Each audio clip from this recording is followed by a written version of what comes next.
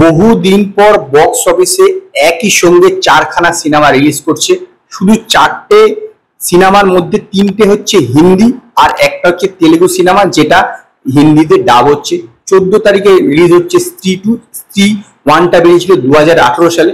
তো শ্রদ্ধা কাপুর এবং রাজকুমারের এই সিনেমাটা, এছাড়া খেলি খেলমে অক্ষয় কুমারের এবং হাত মোটা জন আব্রাহামের সিনেমা বেদা, এই তিনটে তো রিলিজ করছে। এছাড়া হচ্ছে মাথা মোটা পুরী জগন্নাথের যে সিনেমা ডাবল স্মার্ট, সেইটাও কিন্তু হিন্দিতে রিলিজ করছে, সেটা 15 তারিখ। তো এই চারটে সিনেমার মধ্যে বক্স অফিসে কে বেশি সাফল্য পাবে, এই বিষয়ে আজকে আমি আপনাদের সঙ্গে এই ভিডিওতে কথা বলবো।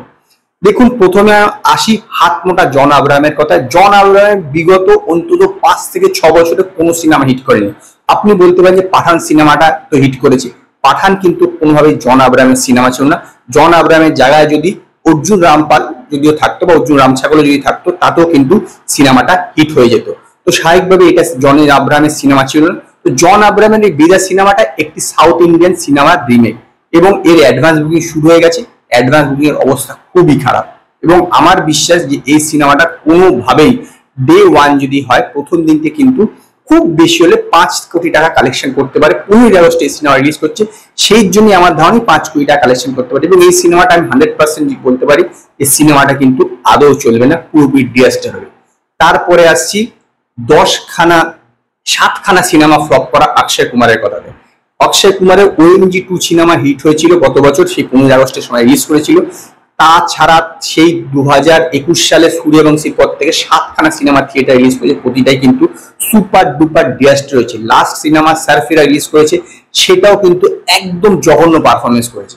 তো এইবার খেলি খেলমে আসছে। তো খেলি খেলমেতে বানি কাপুর আছে এবং তাপসী পান্নু, অ্যামি ভিক এরা আছে। তো এটা একটা হাসির সিনেমা। আশা করা যায় এই সিনেমার থেকে কিন্তু OMG 2 এর মতন অত ভালো না করলেও মোটামুটি কিন্তু বক্স অফিসে ভালো পারফরমেন্স করবে, কারণ এই টিজার এবং ট্রেলার এবং গানগুলো কিন্তু লোকে পছন্দ করেছে। তো ডে 1 এ এই মুভির কালেকশন হতে পারে, আমার যা প্রেডিকশন তাতে অ্যারাউন্ড 8 থেকে 9 কোটি টাকা কিন্তু ডে 1 এ কালেকশন করতে পারে। এবং যদি এটা ভালো হয়, মানে ওয়ার্ড অফ মাউথ ভালো হয়, তাহলে এই সিনেমা কিন্তু 100 কোটির আশেপাশে কিন্তু কালেকশন করতে পারে লাইফ টাইম কালেকশন ইন্ডিয়াতে।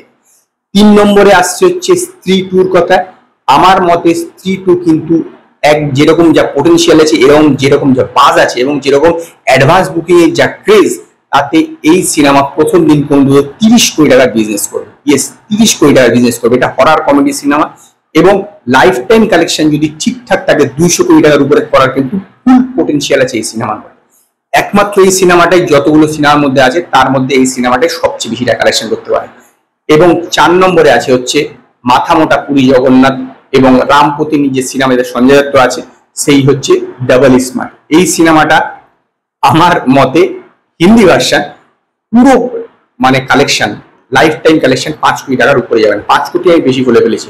প্রথম দিনকে মেরে কেটে 30 থেকে 25 লক্ষ টাকা কালেকশন করতে পারে হিন্দি ভার্সনটা, কারণ এই সিনেমার টিজার ট্রেলার এবং গান কোনোটাই কিন্তু হিন্দি বেল্টের কোনো লোকেরই আদৌ পছন্দ হয়নি।